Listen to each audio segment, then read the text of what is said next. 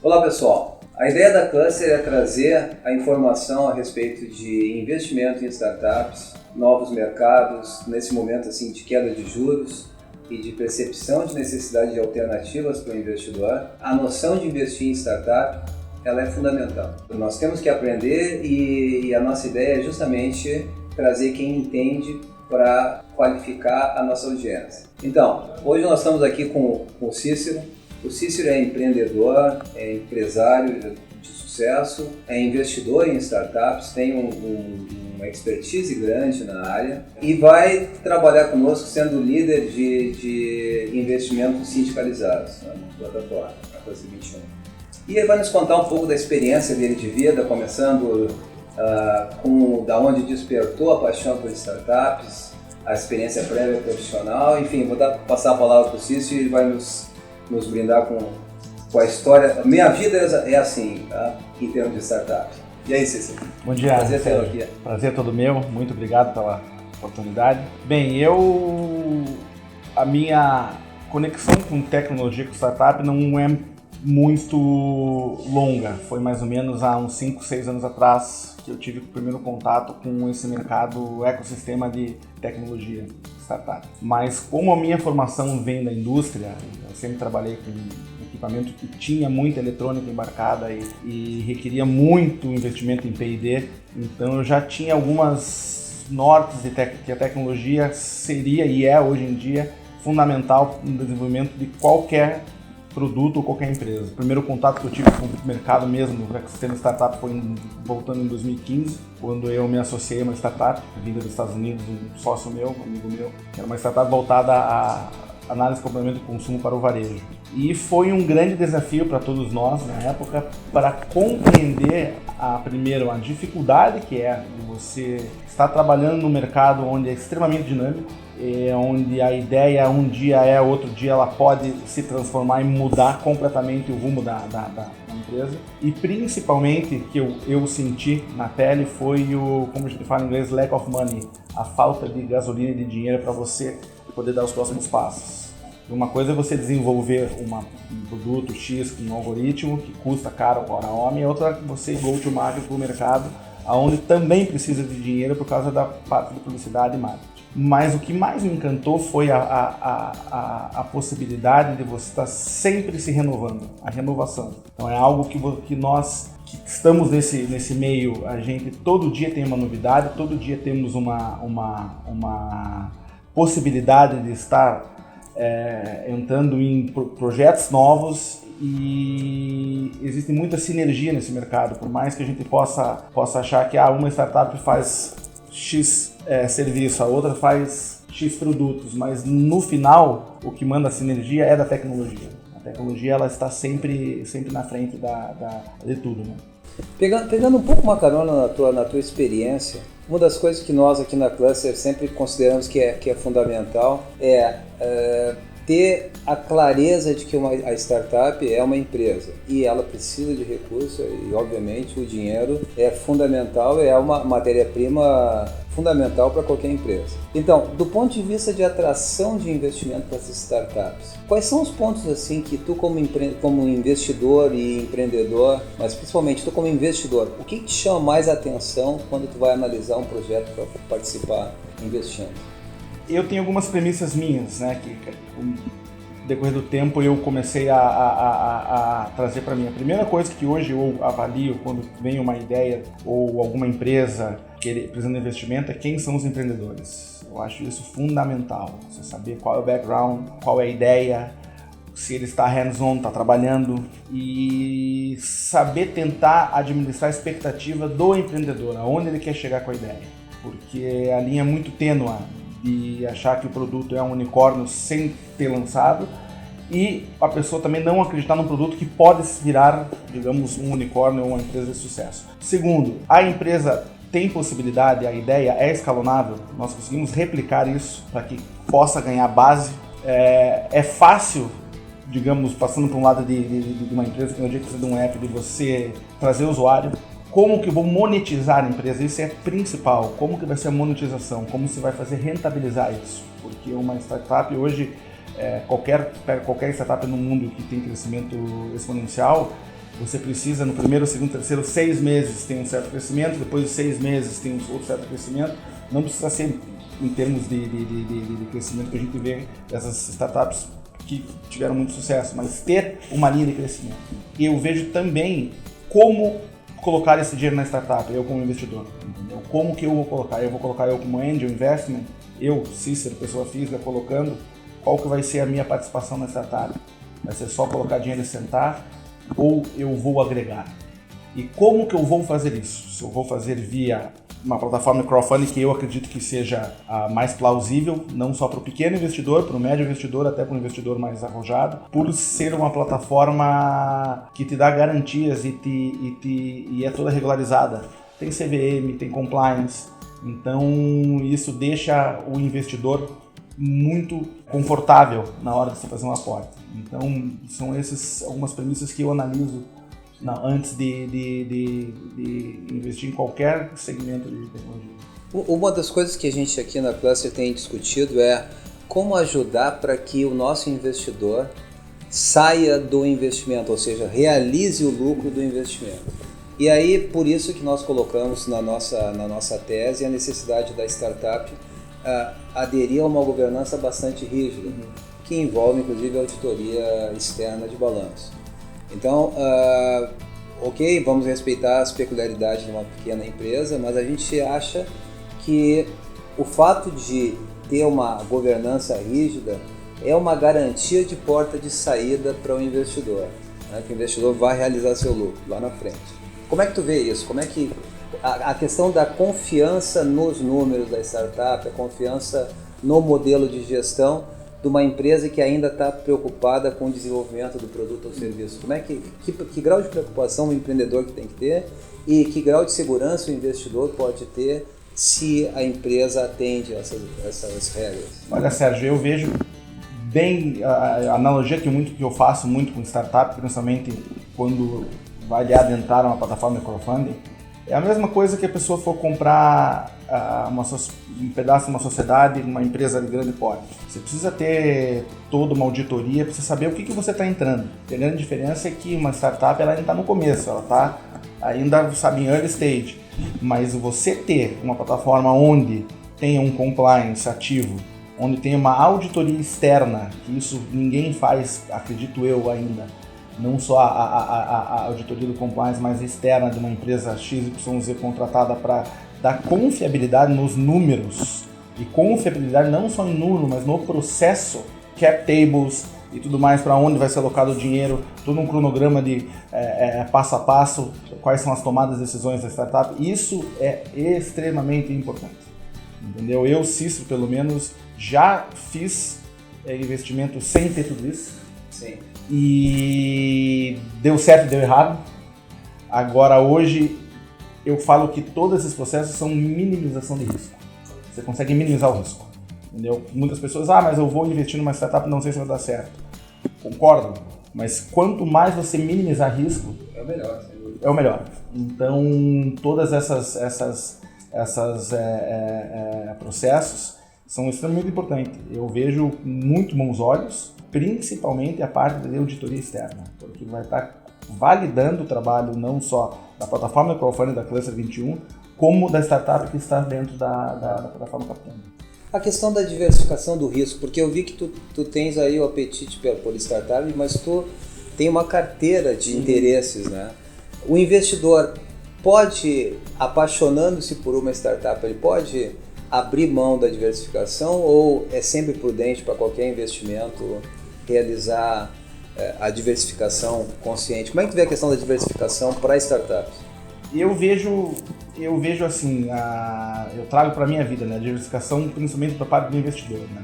Então, tem investidor que gosta muito só de renda fixa, hoje em dia, como você acabou de citar, com a Selic lá embaixo, todo mundo vai migrar, porque não tem como você mais viver de juros num país, que eu acho que está certo, nenhum país certo vive de juros, mas você pode ir para multimercado, para renda variável, fazer o day trade, enfim. E a diversificação em startup, eu vi uma vez, até você comentou numa conversa que tinha, ter uma carteira de startup paralela à sua carteira de investimento, isso é uma ideia sensacional.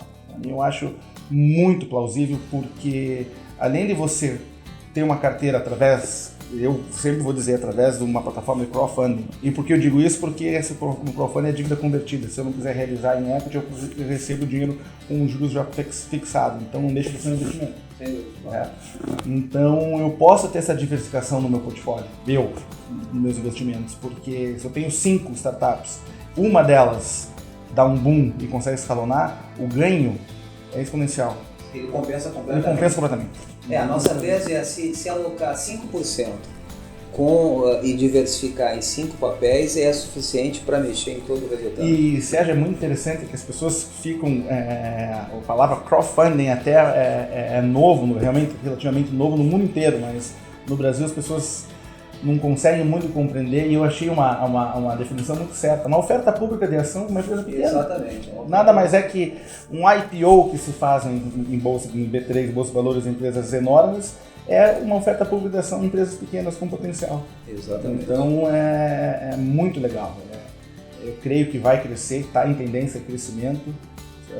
Está trazendo para o Sérgio esses dias, a gente é a favor ali do mercado, quanto mais tiver, porque dá oportunidade para o pequeno investidor, médio investidor que queira investir numa ideia ou em algo que possa ser muito relevante, ter um papel desse, entendeu? Então os custos não são muito altos, não digo nem custo, o investimento não necessariamente é alto, depende do seu poder de investimento, mas sempre lembrando, precisa ter estômago e tomar risco. Então eu, pelo menos, sempre tomei risco na minha vida, nunca tive medo de tomar risco. Claro. Investidor que não quer tomar risco não entra. Exatamente. Na renda fixa. O problema todo é que hoje as pessoas têm que se dar conta que não tem mais hipótese de se ganhar dinheiro sem aceitar algum grau de risco. Então eu não posso, obviamente, mesmo sendo interessado que o público venha em vista nas nossas startups, na Cluster 21, é óbvio que a gente tem que deixar claro que é um investimento de risco. E esse investimento de risco ele vai dar bons resultados se houver a prudência de diversificar, de alocar uma parte da sua disponibilidade. O que a gente pode garantir, sim, é que as alternativas que estão no mercado, como renda fixa, CDBs, isso é o passado. E a questão do investimento em bolsa, que também é uma alternativa de risco e as pessoas podem alocar uma parte dos seus recursos, também tem que ser lembrado que o Brasil é um mercado de bolsa muito pequeno. E esse mercado de bolsa muito pequeno, ele favorece a volatilidade. Assim, para encerrar essa abordagem de bolsa, que não é o nosso foco, obviamente, eu gosto sempre de dizer o seguinte: nas 60 empresas que compõem o índice do Bovespa, não tem nenhuma de tecnologia. Todas são empresas do século XX. Eu quero dizer que uma empresa do século XX é o seguinte: elas não são nem disruptivas, nem modernas e nem inovadoras. É uma frase. Nasdaq, né? Exatamente, nós não estamos nesse. Então, o nosso país precisa de investimento em setores disruptivos. É por isso que eu advogo o investimento em startups. Porque, na média, os segmentos tendem a convergir em rentabilidade. Os segmentos que. Tanto é que tem a expressão da perpetuidade. A empresa atingiu a perpetuidade. Essas empresas de bolsa no Brasil elas já atingiram a perpetuidade. Elas vão crescer, ok. O Bovespa vai crescer, ok. Não tem problema, vai crescer. Mas se olhar em séries longas, 10 anos, vão ver que são muito próximos do rendimento com a inflação. Quer dizer, não tem nada no final do dia não tem nada disruptivo, ninguém vai ficar rico com isso. A não ser que tu já seja rico. Já sendo rico, aí está protegendo o seu valor, ok. Agora, pessoa que quer ter renda passiva no futuro, tem que aceitar que uma parte da carteira vai ter que ir para risco. E eu vejo, até conversando fora e vendo estudos de fora, que mesmo o pessoal nos Estados Unidos, por exemplo, que é investidor em venture, em startups, em risco, aloca 5, 10% da carteira para esse tipo de risco e o resto bota em opções mais conservadoras, bolsa, alguma renda fixa, pouca lá, porque renda fixa bate muito, e com isso tem a possibilidade real de fazer muito dinheiro, né, na alocação de risco de startup, e tem lá a manutenção do estoque de capital corrigido lá pelas outras aplicações. E assim, um ponto que eu acho que é importante a gente falar para a nossa audiência é que é o seguinte: se fala muito aqui, uma família americana investe para poder colocar os filhos na universidade, investe em bolsa de valores. Se vê em filme, as pessoas veem e é bacana, e é verdade, tá? Só que são realidades muito diferentes.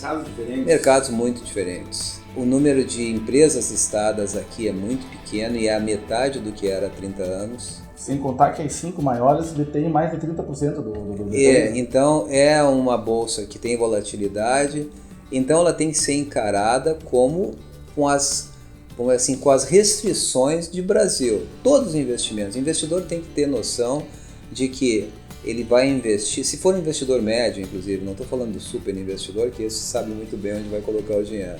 Mas o investidor médio e pequeno tem que saber que ele está sujeito à realidade brasileira. Então, diversificação e caldo de galinha não vai fazer mal a ninguém.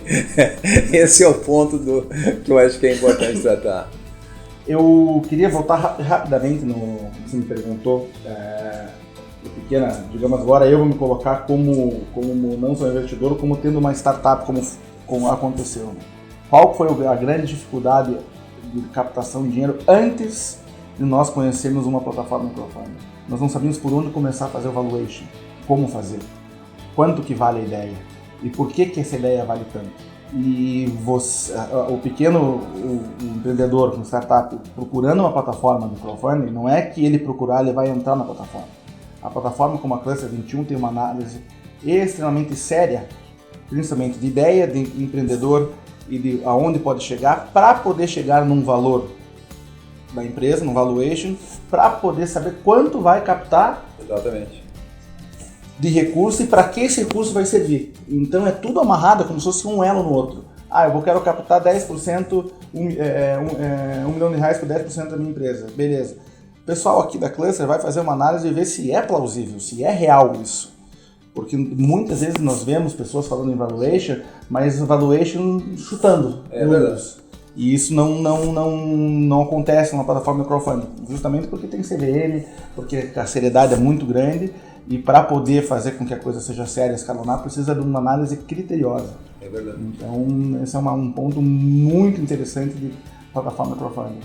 Uma coisa que a gente se preocupa aqui, nós temos duas preocupações. Primeiro, o valuation, como é uma atribuição de valor, ela tem que respeitar os dois lados, tanto o investidor quanto o investido, né? Então, o que a gente procura fazer é um ajuste que desagrade os dois. Que a boa técnica seja usada para desagradar os dois. O investidor reclama, mas está um pouco bondosa essa avaliação, e o investido reclama, mas vocês estão me machucando, tá muito... tô pagando. Então, brincadeira da parte, é o seguinte: a atribuição de valor é um fator muito complexo. Nós temos aí a nossa tese, que envolve 3 métodos de análise, e eu confesso que ela é o fator fundamental de garantia de sucesso futuro. Porque o que mais nos preocupa é que o nosso investidor ele tenha a sua porta de saída lá na frente e realize bem o seu lucro. E às vezes o valuation que proteja um pouco a empresa, na realidade ele também está protegendo o investidor. Porque um valuation mal feito, que atribua um valor muito baixo para a startup, vai obrigar a essa startup a fazer várias outras rodadas de investimento que vão diluir muito o time empreendedor original.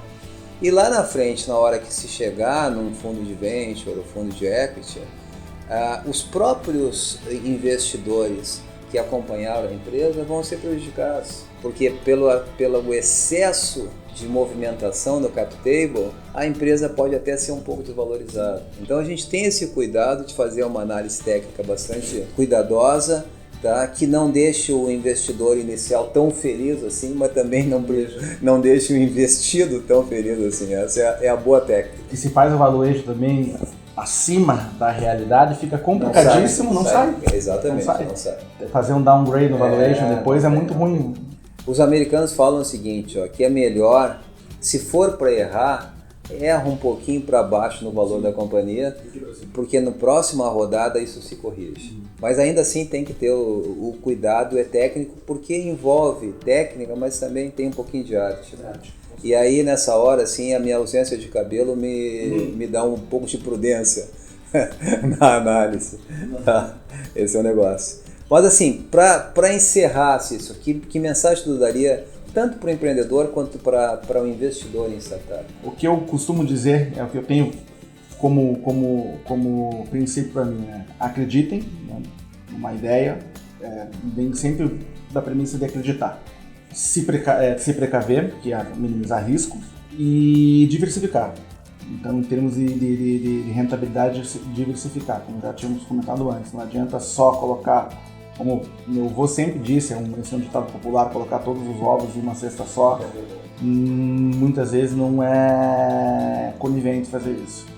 Então, eu penso assim, acreditem e pesquisem, vão atrás.